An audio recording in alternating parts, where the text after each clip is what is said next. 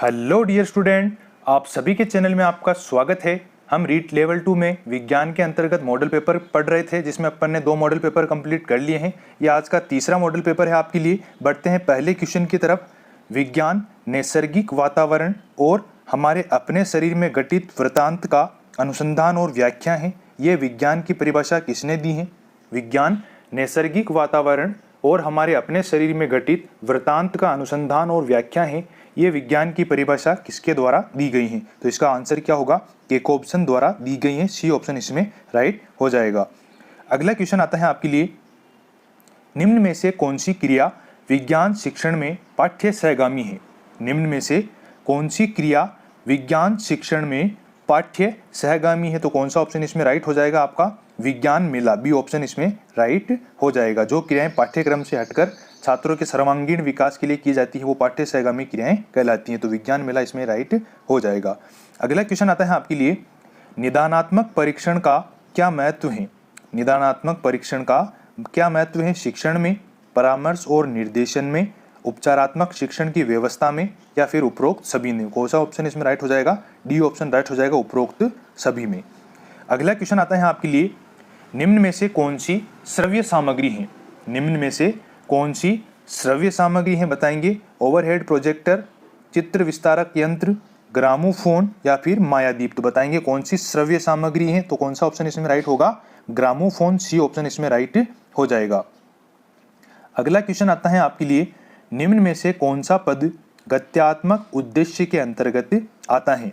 निम्न में से कौन सा पद गत्यात्मक उद्देश्य के अंतर्गत आता है बताएंगे? व्यवस्थापन, प्रत्यक्षीकरण, अनुकूलन, या फिर विश्लेषण? तो कौन सा ऑप्शन इसमें राइट हो जाएगा? प्रत्यक्षीकरण जो है ये गत्यात्मक उद्देश्य के अंतर्गत आता है। अगला क्वेश्चन आता है आपके लिए। सफल विज्ञान शिक्षण से छात्र की रुचियों में परिवर्तन अपेक्षित है। सफल विज्ञान शिक्षण से छात्र की रुचि में परिवर्तन क्या अपेक्षित है बताएंगे? कौन सा ऑप्शन इसमें राइट हो जाएगा? विज्ञान साहित्य पढ़ना, वैज्ञानिकों की जीवनी पढ़ना, वैज्ञानिक क्लब में सक्रिय, या फिर उपरोक्त सभी? तो कौन सा ऑप्शन इसमें राइट हो जाएगा? उपरोक्त सभी। अगला क्वेश्चन आता है आपके लिए। टोली शिक्षण में क्या होता है बताएंगे? टोली शिक्षण में कक्षा को एक ही शिक्षक पढ़ाता है, अनुदेशन पूर्व नियोजित और व्यवस्थित नहीं होता है, बाहर के विषय विशेषज्ञों की सहारा ली जाते हैं, कक्षा शिक्षण सामूहिक दायित्व होता है। तो क्या होगा इसमें? टोली शिक्षण में कक्षा शिक्षण जो होता है सामूहिक दायित्व होता है। अगला क्वेश्चन आता है आपके लिए। बालक के लिए प्राथमिक स्तर पर विज्ञान का ज्ञान कराया जाना आवश्यक है, क्योंकि बालक के लिए प्राथमिक स्तर पर विज्ञान का ज्ञान कराया जाना आवश्यक है। क्यों? क्योंकि इससे प्रारंभिक स्तर से ही छात्र में वैज्ञानिक सोच विकसित होगी, इससे विद्यालय शिक्षण मनोरंजन हो जाएगा, इससे बालक की शारीरिक वृद्धि तीव्र हो जाएगी, या फिर बालक का मानसिक विकास तेज गति से होगा। तो कौन सा ऑप्शन इसमें राइट हो जाएगा? प्रारंभिक स्तर से ही छात्रों में वैज्ञानिक सोच विकसित होती है। अगला क्वेश्चन है आपके लिए। कृत्रिम गैस का निर्माण शिक्षण के लिए निम्न में से कौन सी विधि का उपयोग किया जाना चाहिए? कृत्रिम गैस निर्माण शिक्षण के लिए निम्न में से कौन सी विधि का उपयोग किया जाना चाहिए बताएंगे आप? कृत्रिम गैस निर्माण शिक्षण के लिए हमें संभाषण प्रदर्शन विधि का उपयोग किया जाना चाहिए। अगला क्वेश्चन आता है आपके लिए। उच्च प्राथमिक स्तर पर विज्ञान कक्षा का उपयोग करना उपयुक्त है। उच्च प्राथमिक स्तर पर विज्ञान कक्षा का उपयोग, विज्ञान कक्ष का उपयोग कहाँ पर करना उपयुक्त है? भंडार के रूप में, केवल कक्षा शिक्षण के रूप में, केवल प्रयोगशाला के रूप में, या उपरोक्त सभी में? तो कौन सा ऑप्शन इसमें राइट हो जाएगा? विज्ञान कक्षा का उपयोग प्रयोगशाला, कक्षा शिक्षण और भंडार सभी के लिए किया जाना उपयुक्त होगा। अगला क्वेश्चन आता है आपके लिए। किसी तत्व का परमाणु क्रमांक और द्रव्यमान संख्या क्रमशः 98 तथा 251 है, तो इसमें इलेक्ट्रॉन, प्रोटॉन तथा न्यूट्रॉन की संख्या क्या होगी बताएंगे? अगर किसी तत्व का परमाणु क्रमांक और द्रव्यमान संख्या 98 और 251 है, तो इसमें इलेक्ट्रॉन, प्रोटॉन और न्यूट्रॉन की संख्या क्या होगी? प्रोटॉन की संख्या परमाणु क्रमांक कहलाती है, आप सभी जानते हैं, तथा प्रोटॉन और इलेक्ट्रॉन की संख्या बराबर होती हैं। अतः द्रव्यमान संख्या equal to proton plus neutron, और न्यूट्रॉन इक्वल टू 251 माइनस 98। तो इसमें न्यूट्रॉन की संख्या, इलेक्ट्रॉन, प्रोटॉन तथा न्यूट्रॉन की संख्या क्या होगी बताएंगे? 153। तो कौन सा ऑप्शन इसमें राइट हो जाएगा? 98, 98 और 153। बढ़ते हैं अगले क्वेश्चन की ओर।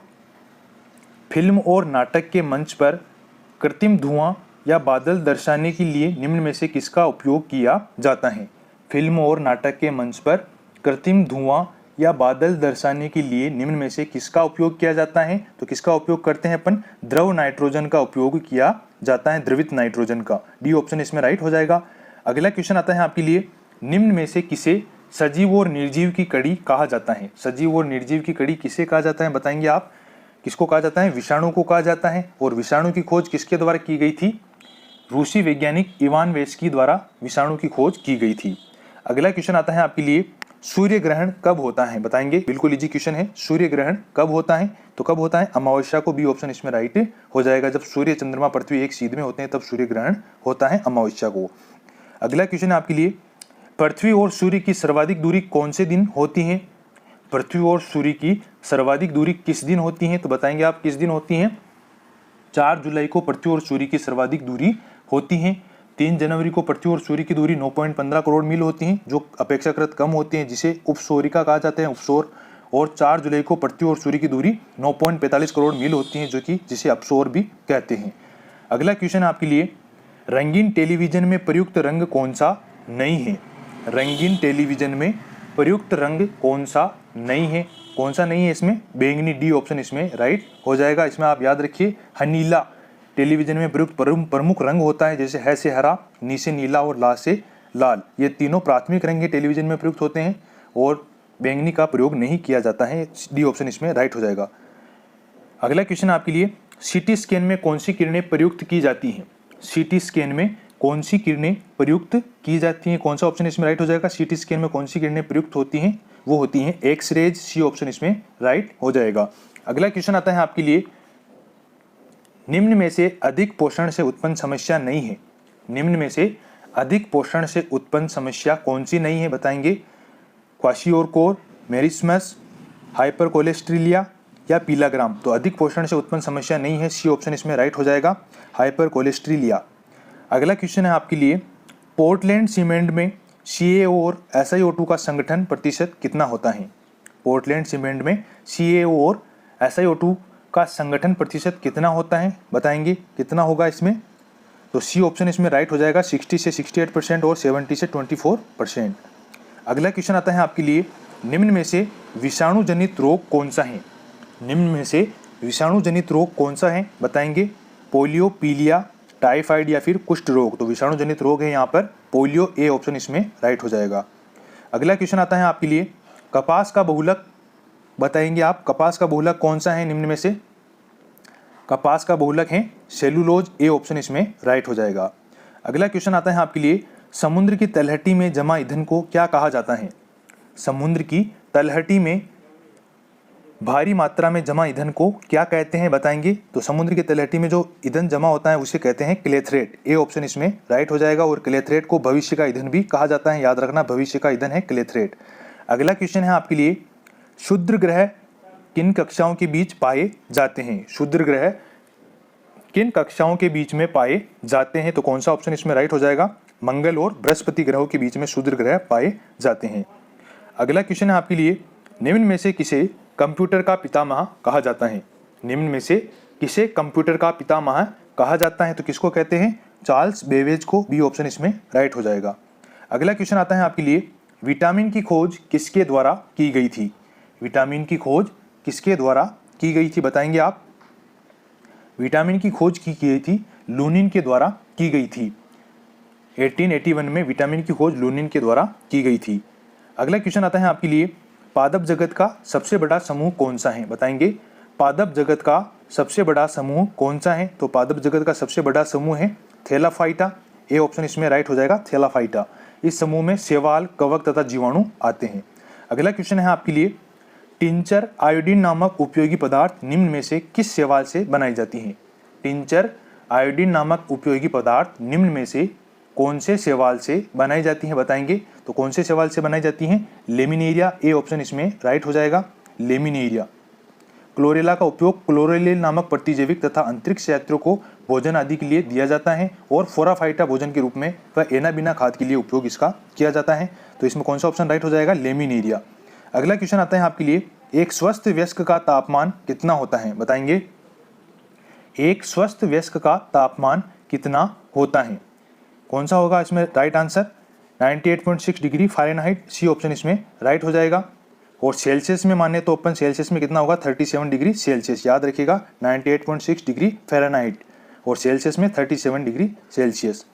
अगला क्वेश्चन आता है आपके लिए, निकट दृष्टि दोष को दूर करने के लिए निम्न में से किस प्रकार के लेंस का उपयोग किया जाता है? निकट दृष्टि दोष को दूर करने के लिए निम्न में से कौन से प्रकार के लेंस का उपयोग किया जाता है? तो कौन से लेंस का उपयोग करते हैं? अवतल लेंस का, बी ऑप्शन इसमें राइट हो जाएगा। अगला क्वेश्चन आता है आपके लिए, ठोस पदार्थों का वह गुण जिसमें ठोस पदार्थ बिना द्रव अवस्था में बदले सीधे गैसीय अवस्था में परिवर्तित हो जाता है, उसे क्या कहते हैं? ठोस पदार्थों का वह गुण जिसमें ठोस पदार्थ बिना द्रव अवस्था में बदले सीधे गैसीय अवस्था में परिवर्तित हो जाते हैं, उसे क्या कहेंगे? उसे कहेंगे उधर्वपातन। ए ऑप्शन इसमें राइट हो जाएगा। ये आपका तीसरा मॉडल पेपर कंप्लीट हो चुका है। अगर आपको पसंद आया वीडियो तो लाइक जरूर कीजिएगा। अगर आप चैनल पर नए सब्सक्राइब नहीं किया तो प्लीज़ सब्सक्राइब जरूर कीजिएगा। मिलते हैं अगले वीडियो में।